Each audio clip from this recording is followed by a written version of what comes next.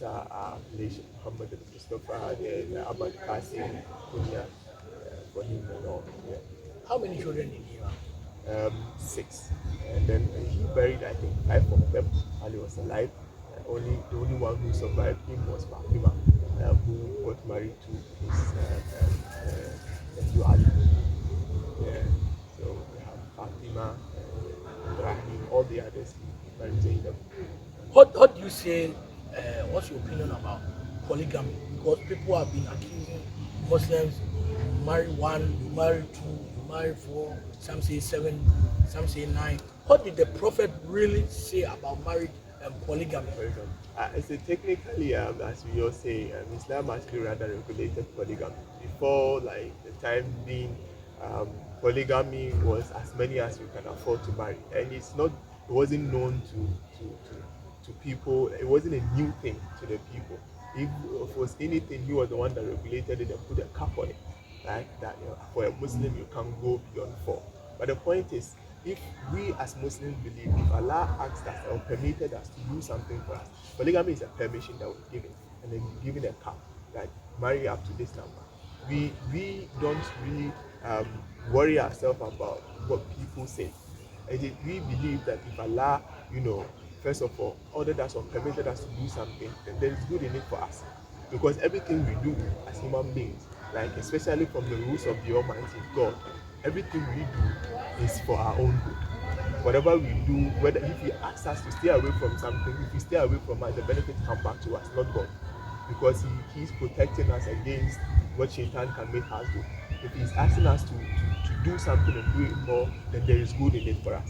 So if He gave it to us, like He permitted us to do or engage to practice polygamy, there is good in it for us. And as Muslims, that is enough.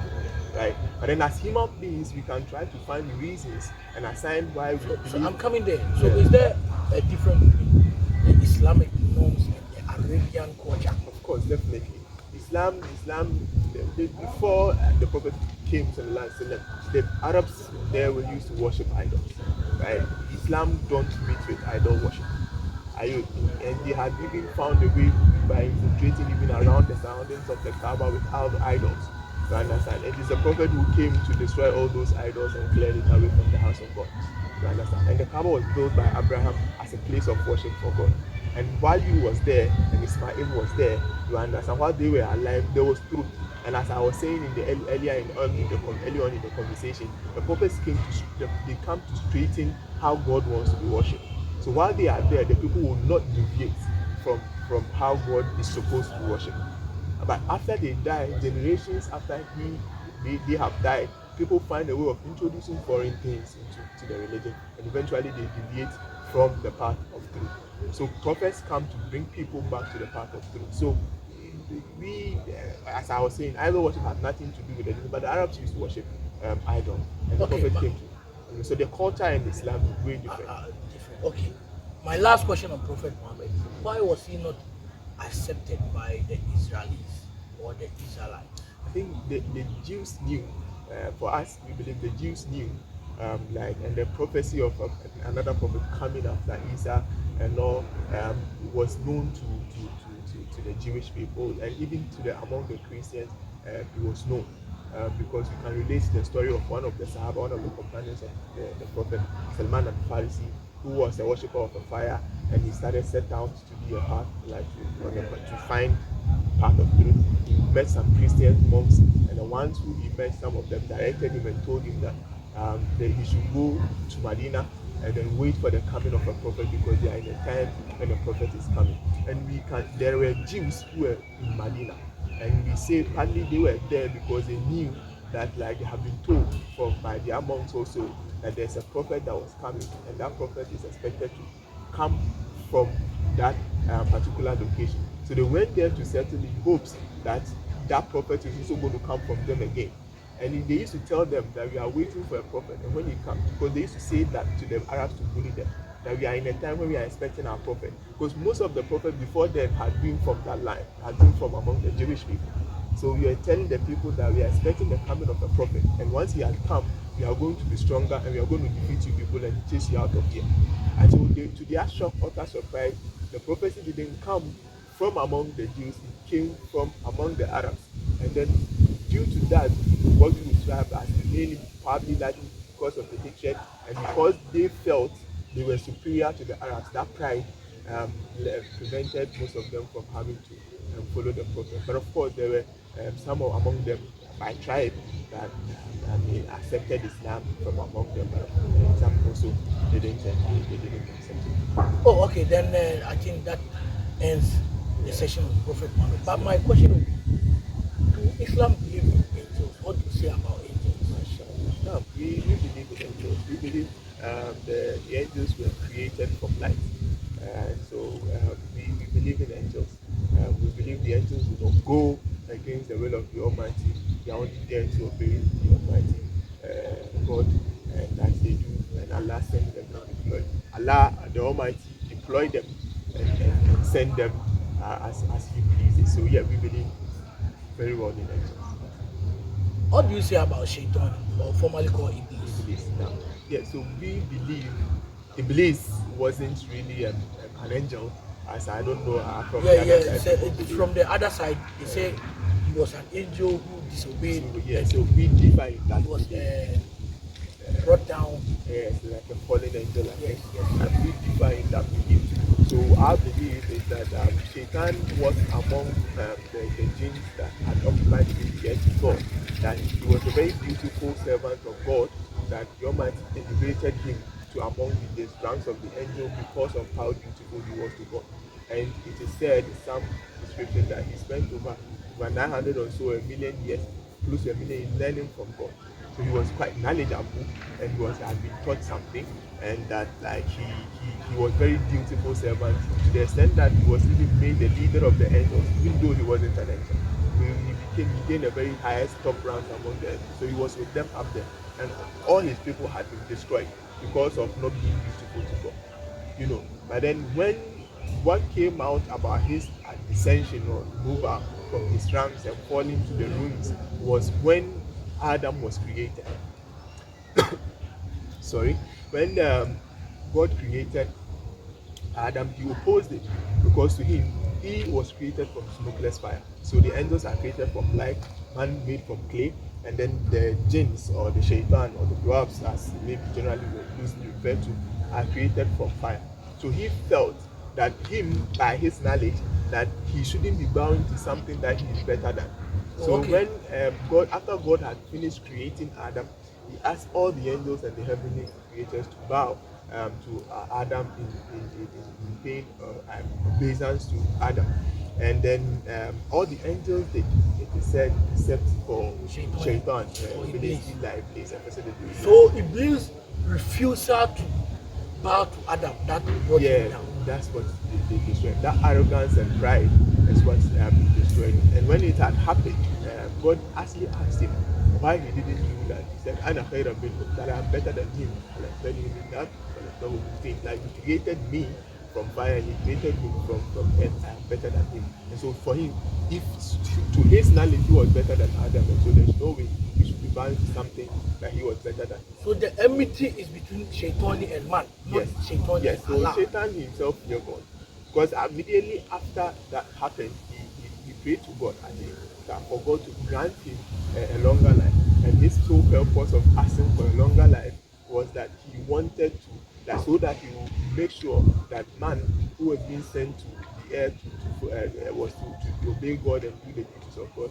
His sole purpose was that he needed a longer life to sway man from doing the duty to God, so to Allah. So for us, the enmity between man and Shaitan, it can never be between Shaitan and God. He But do you doesn't think have do you that think power. do you think Allah has been fair to us by bringing Shaitani, someone that was created before us?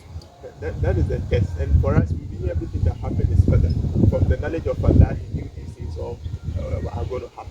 And so like the fairness comes in being beauty and showing the guidance that He's giving you the free will, He's giving you the options to choose, and He's told you through His prophet that these are the ways that you are not supposed to follow, and these are the ways that you follow. That whosoever follows this path, this is the ultimate end you are going to go to.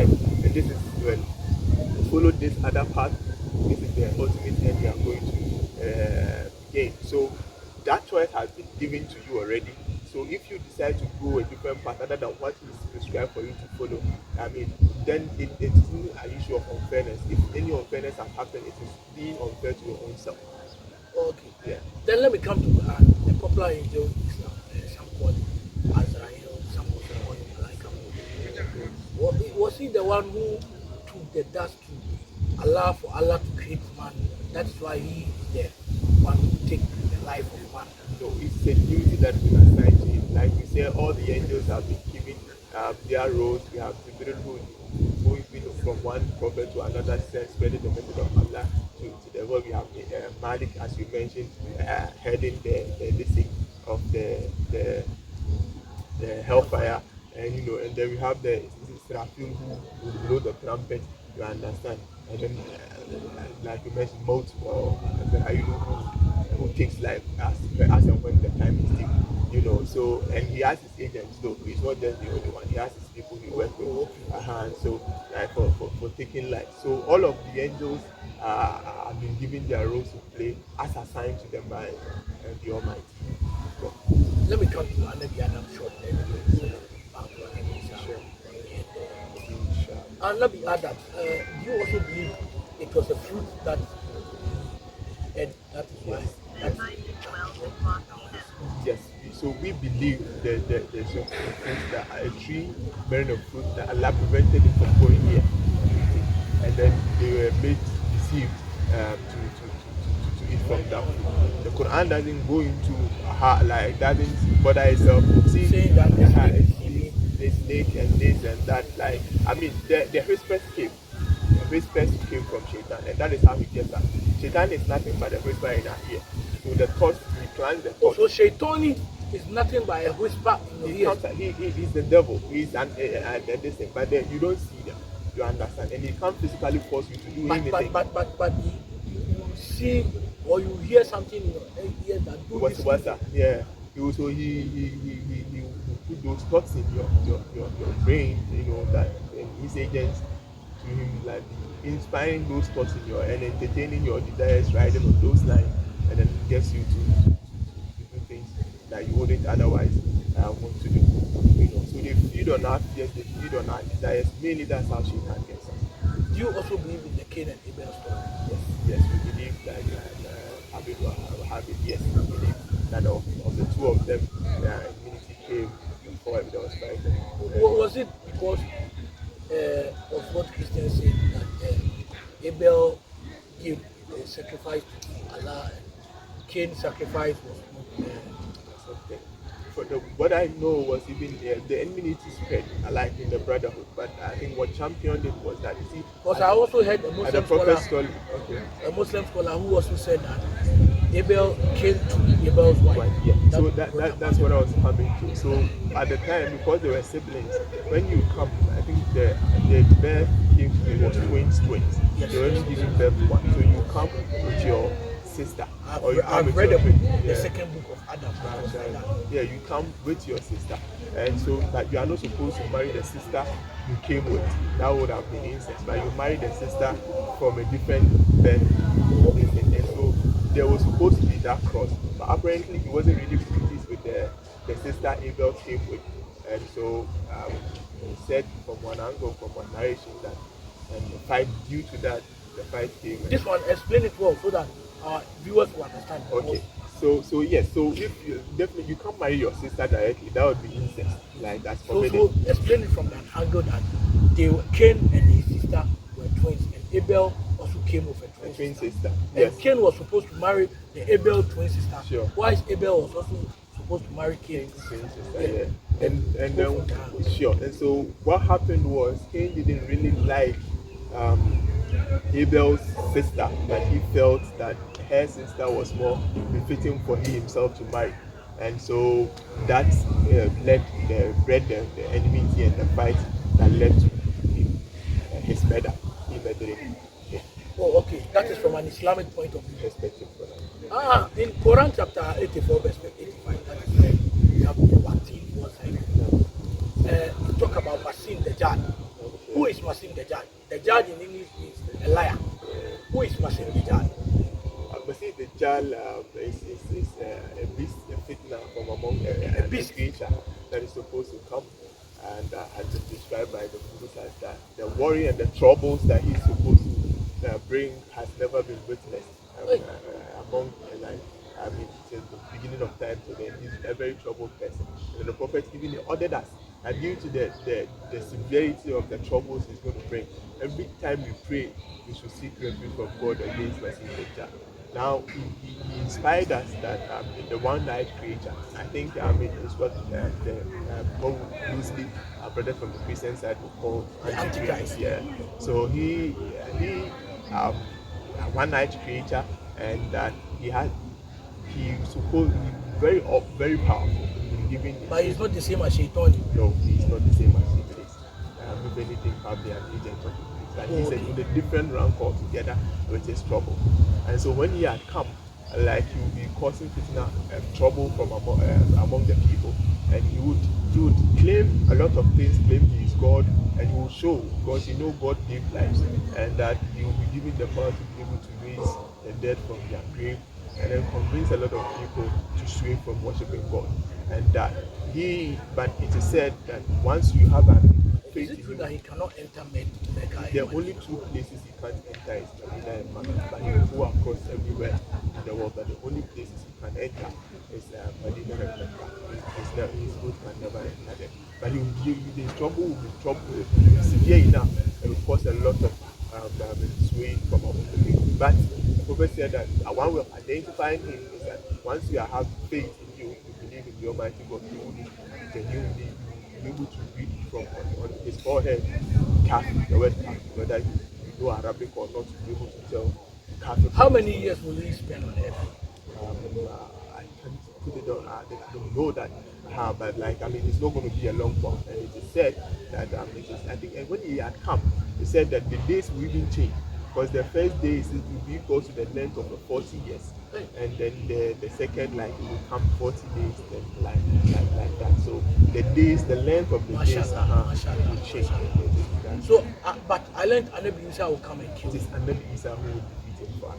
And so he will come, and that's the whole point about we believing in the The second second coming coming. of Jesus Christ. So we But believe he's not coming to judge the living and the dead. no, that is not within his power according to our belief.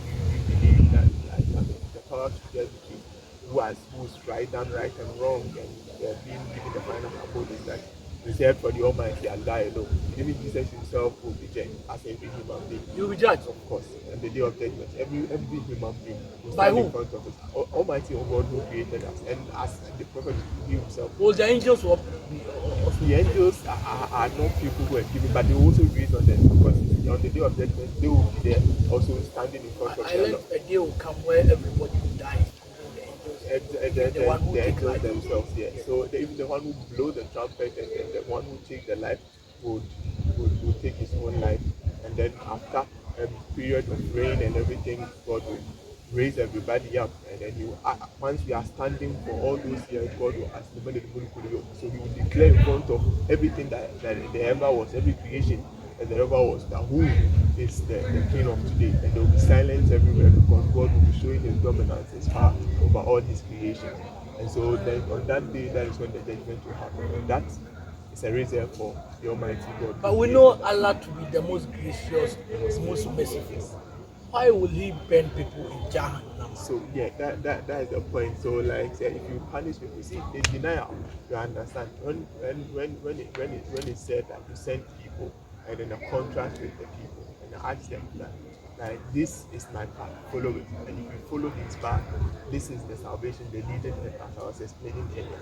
And then if you follow this path that I've ordered you not to follow, you understand this is the path and then the destination that it will lead to. God's mercy is exhibited through here in our life, giving us a lot of chances because we can have a lot of people, we can have even the most wicked person who disobeys God the most, being probably the most affluent person on earth, and he would enjoy because God gives those people respite. They have open rebellion because He has given us the free will to make choices, and those choices will lead to certain consequences. And He sent prophets to direct us to make better choices. So whatever end we get is an end that we decided and chose So for ourselves. if I understand you, Allah has given everybody a choices. Choice. and has whatever helped you want. directed us through Yes. his prophets and his Yes, religion yes, to yes. make the best But choices the for consequences ourselves of your choices, is what you face. yeah, okay. The repercussions is what You you face. face. So let me end on the Masin Dejad. The Anabi Isa will come and kill him. Is it true that Anabi Isa will come and give birth again Yeah, and he he will will come and die? live among us and then die and then be buried. And he will be the leader of the world, basically as at the time that is known. Be the leader of the Muslims too, because of course we know him to be a Muslim. And that so he will be coming and he's going to play For how many years? and important. That is what I come to the figure to because I don't know yet. I've forgotten. Is it true that we have some people at the back of this end or Yajuj or Majuj. Also a different like this thing that you were hidden by Zulkarnain. Yeah. Like as described, like they were put there is a war between we and them? them yeah. And they destroyed the war and when they finally break that wall yeah. and they come and they said the day that they will say Bismillah Rahman Rahim. Inshallah. That day they will Yeah, and then inshallah, that's what you go there and explain yourself. okay, so what happened was that Yajuj and Majuj were from among the mountains people described as around Sham, and then Zulkarnain was a powerful king that God created, like God has given him quite some power. Yeah. But it's described that the better people Yajuj were there, very primitive people as described, but they primitive, like they are not known to as technology as well, but they are very like troublesome and strong, troublesome and strong. And they are described as said by some narrations as very short people, but they are trouble. And they said the reason why they are even able to cause that much trouble is that, if I'm not mistaken, that for every human being there are about 999,000 of Yajuj and Majuj. You understand? So there are many and they are savages, and so they will be invading. Like more of them will be coming out, and it is said that there's a particular river that is described that like the first batch of them after they have broken the barrier and come out, they will drink up at a particular river or a sea, and then the second batch who will come, the place will be so dry they'll be thinking, I think there used to be a water here, which means there wouldn't even be any trace of water at that particular point. That's like they can tell for sure that like there was water there. So there are a lot of them, and they will be flooding the earth, killing people, causing facade of trouble on the surface of the earth. As he said, so it's Zulkarnain that put up the barrier, and between an iron barrier, it is said, between us and them. And they are too primitive to be able to, they don't have the tools to be able to break it. So he said every day they come back to work and then they try to break it, and they go back and the wall would have built itself back again. And he said that because they don't mention inshallah, if Allah will say we go tomorrow, we'll come and finish it. By the time they come, it has sealed. But he said like there was a time the prophet had a revelation that the guys had been able to crack open a small portion of the wall. It means if they kept at it, inshallah, it wouldn't be soon, like at the end time, definitely by when they get through. And all those ones are signs of the end time. So my question before we finish, what happened to the body when the body enters the cupboard? Yes, so the grave is the first point of judgment, or even for every human being that dies. So once you die, your soul is taken away from you. There's a resting place, if I could put it in quotes, but it's a like where the soul will go to. But then the angels immediately you are put into your grave will come and then question you about who your Lord was, who your religion was, and which book of the Almighty you were following. And if you are able to successfully answer the question to please the people who are answering, please the Almighty, get back a sound sleep, or your torment start from there. Is it true that day everybody will speak Arabic language? Yes, the language will be communicated to you, whether you can speak it or not, you will be able to answer. How? By the Almighty, unless you decree, you will be able to answer them. So long as those answers are genuine from you, you will be able to answer. What about if they are not genuine? Of course, you can't answer. You can't lie. That's the point. Because it's not a point, and the faces you'll be seeing are not ones that you can dare on that day to be able to lie. So once the answer comes, it's directly and the answer that you've been harboring from your heart that is going to come out. Is it true that they have a king that nobody in this world can carry that king, but the angel will There's fitna in the grave, there's torment in the grave, there are a variety and it's described differently. Some even there are new scorpions, there are snakes that can come, there's sweeping, and there's the crashing of the ribs that we know of when you are taken to the distance that every human being will go through it, that the earth will press you up, so the two of your ribs are touching. And to when? For a period, I think even twice, it will crack you, and then before even the questions begin. And they said that almost everybody will go through that. Everybody will go through Yes, that. everybody. So you believe in life after death? Yes, life after death. There is life after death. Yes, life after death. Mashallah. Yeah. And when even the body May is Allah now, take us from this trouble. yeah, that's it. So even the body, so that's how. So is it true that if you are a Muslim, that a committed Muslim, the in your grave, the Fajr will come to you? Yes. So the prayers, those are the prayers. Also, the prayers you were doing will be visiting you and keeping you company. And as well as the better, how good you do it shows how the pleasant. But you will not go to Al-Jannah straight after No, death. no. Jannah is the final abode for the after judgment, and until judgment day when all of us have been raised, and then we are given our final verdict, and we don't enter Jannah again. My last two questions. Do we have marriage in Jannah? Yes. Do we marry in Jannah? Yes, it is even said some marriages from here can actually be taken to Jannah. So if you are married to a man and woman, you stay married, you'll be married to your spouse up in Jannah. But of course, the men have been given aidings to help them. And it's so let's So even say we give birth in Jannah too. no. But like you have servants, you have maidens, like Will there be sex? Definitely. I mean, any pleasure that There will be sex in Jannah. Anything pleasing to the human being is going to be given. So anything of pleasure for mankind, we give it. It's even said food and the wine there. Of course, Muslims are not allowed to drink wine here. I've given wine that wouldn't make you booze. Like all those things wouldn't help putting you in those. So I want to get it clear. Yeah. There will be marriage in Jannah. Yes. So as far as they are going to marry, there can be sex in Jannah. There is, which like, is heaven. there is, yes, there is that pleasure. Anything of pleasure for mankind, there's eating, merrymaking, being married, being with women, everything. But there is no death. There's no death, there's no sickness, And there's there's no sadness, there's no death. Because like you work for what you have, you can visit the people you know already. And human beings, if you are giving birth, for example, you have a kingdom and everybody is at the assigned kingdom. If you are giving birth, practically when they say that you are going to share that kingdom with somebody, I understand. But whatever is there, it should be yours because you work for it. And so that to avoid the whole idea of envy and all, like those things are. Island Jannah is different. My Jannah cannot be the same as your Jannah. Everybody. Yeah, it's according to the way. When I say Jannah, I mean heaven. Yes, For the yes. sake of my viewers. Yes, so the heaven is different for everybody, and the ranks of living in heaven is not the same. But what we can be assured of is that there's a story that is related to us about to describing even how the least level, the lowest level of like heaven would be. There was a man who was taken out of it's described was taken out of hell, and then was put between the distance between heaven and hell, and that he was there, and then he saw a tree that he decided he wanted to go and then eat from, and God gave him permission to go and stay by that tree. The tree had his shape, was bigger, he was having, and being away from hellfire alone was enough for this man. But coming to have a tree and having merrymaking, he was happy.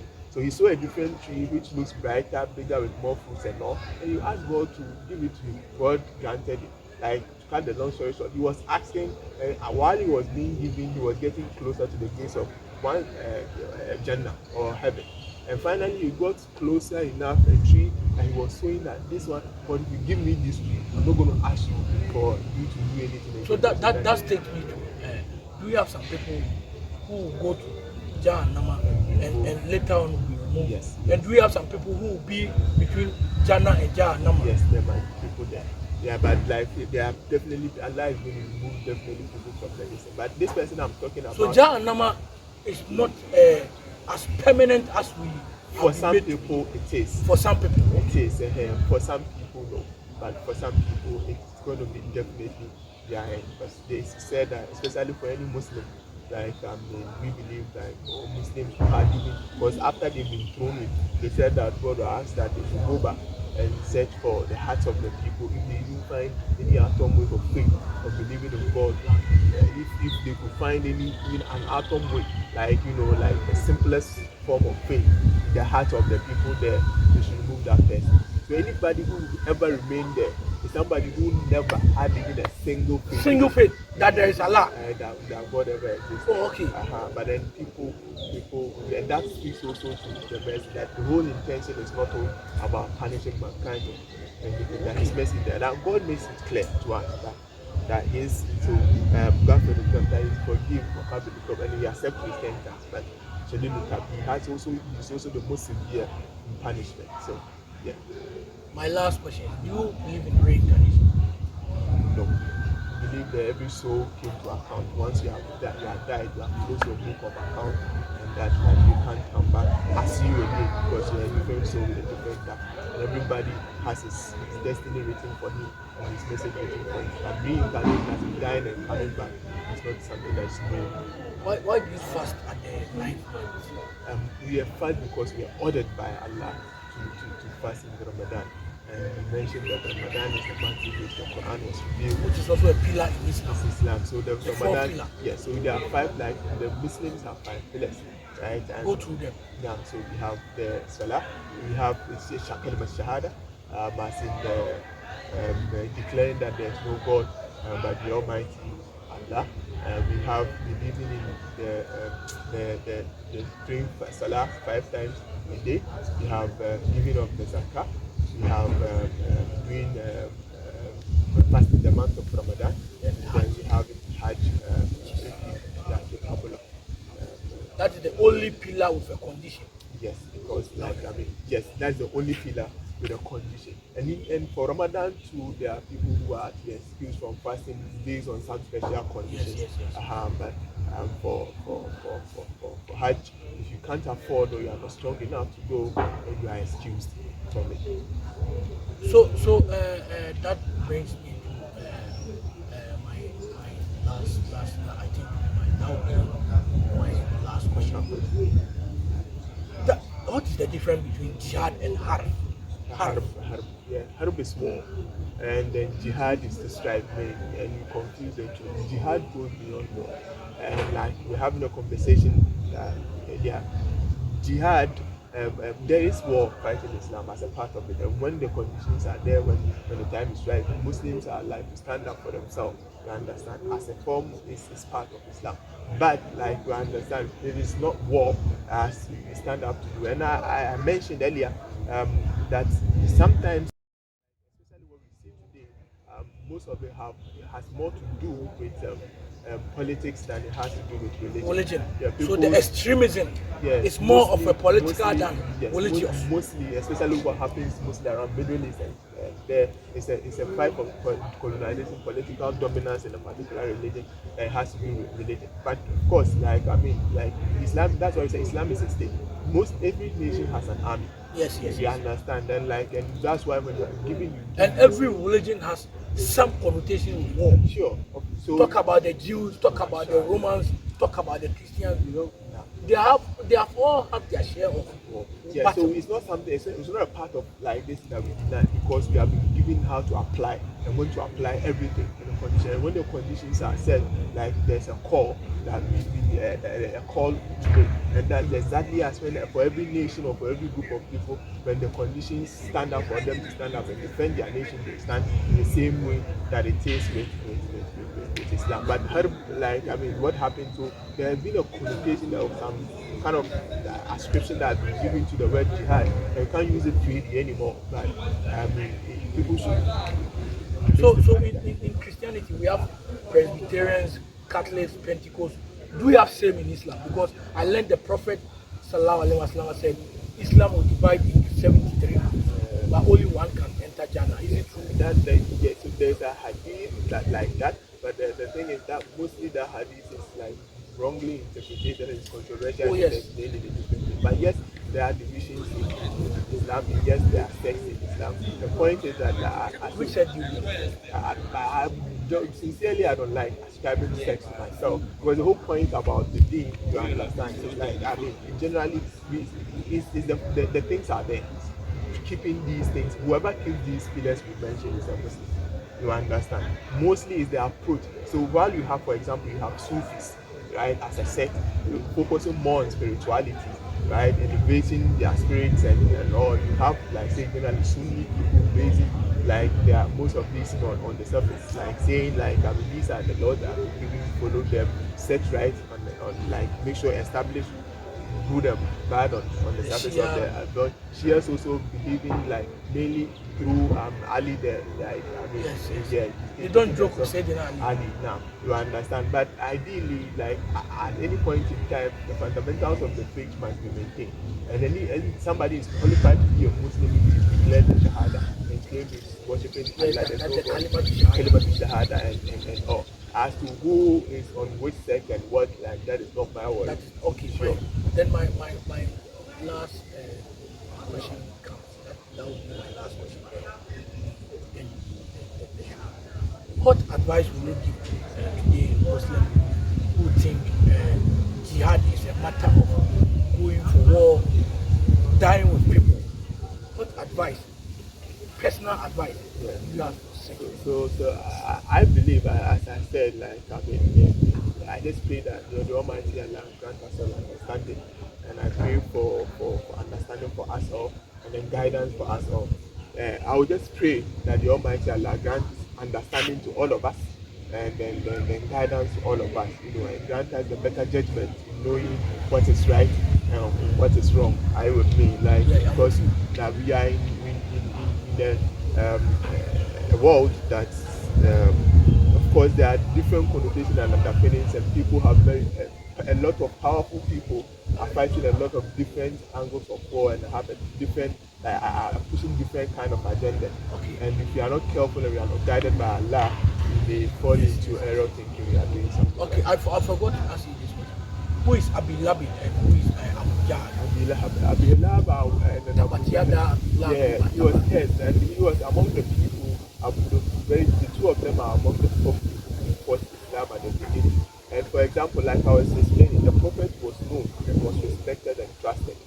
And so when he came, he was never known to have mentioned any lie. So when he started with his message, he called, when he was giving them, he was asked to go out and convey the message. He climbed the mountains of Mecca, he called them that they had a war cry. And you don't call that wasbah if there's no emergency. So he made that call, the people came, and he was asking them, he asked them a question that if I ask you people, if I told you people that there's an army lying behind this mountain coming to attack you right now, would you believe it? And they said, why wouldn't you believe? You don't know you to be a liar, and you don't think today will be your first, especially with your message like that. And then he said, if you believe that I will not lie to you, that I'm telling you today that I've been given a message, I've been chosen as a prophet, and I've been to you Islam, and I came to warn you against the wrong from which way. Abu Lahab, from the people, while they were imbibing that message, what he had just dropped on them, Abu Lahab felt that it was stupid for the Prophet Muhammad sallallahu alaihi wasallam. Which of them relate to Prophet Muhammad? I think Abu Lahab was his uncle, I think. What about Bilal? Jahl also was among the leadership of but he was a younger man than Lahab. So Lahab was the one that was scared. Jahl, actually, his name was Amr. It's not Jahl. So Jahl was a name that was given to him by the Muslims. The Prophet gave it to him. Jahl as in ignorance, father of ignorance, because, like, he was, strong in spreading falsehood and ignorance against the Prophet. So we have Jad and the Jad. Yes, Jahl, they're ignorance. Jahl is ignorance. And the Jad is a liar. Liar, or yes, or imposter. So when the Prophet died, Abu Bakr Sadiq, yes, when he died, the first Khalifa, then Uthman took over. Then Umar took over. Umar took over. Then I think Uthman, then then Ali. Then Ali. The last. Why didn't he follow? the Khilafah. Yes. First of all, the generation was different. The kind of people we had was different, and there was trouble as the expansion of the Islam grew. Like you had to spread the people, the very few people who were elevated and blessed and like stayed with the Prophet and imbibed his message across. You didn't have the group to select from, and like while there were good people from among them, you understand, greed had become up. So even from among them, there were people who were standing up because for political reasons or for political interest, wanted to divide so that they can get things ruled. There were some, mishap here and there. So the Islam as the Khilafah didn't really they started breaking up after the fall of them. But it built up, after Umar bin Abdul Aziz, and we came to have the different dynasties, the Umayyads and the Abbasids, and it came to the Ottoman, and I think that is when Khilafah has renewed it. Okay, so it continued. But like, I mean, there were people who we knew that Khulafa, the Prophet had mentioned them, that we knew that these people can be guided. So their rulings could be applied to us as Muslims. But beyond them, the people who were there were not people who could take their word for it, because they were not people who were certified. We can clearly say that we're certified by the Prophet. So though we respect their Mara, but their leadership, but we can't take the word or the ruling they said finally as things to follow for Muslim Islam. Viewers, we have to end this program. Mr. Shaban, I have to thank you for your time. This is about the Islamic religion. We have brought you the English version, and very soon we will bring you the tree version. We ask all of you to subscribe, like, and view our video. This is Borgaria TV. God we trust. This is Borgaria TV. We say bye bye.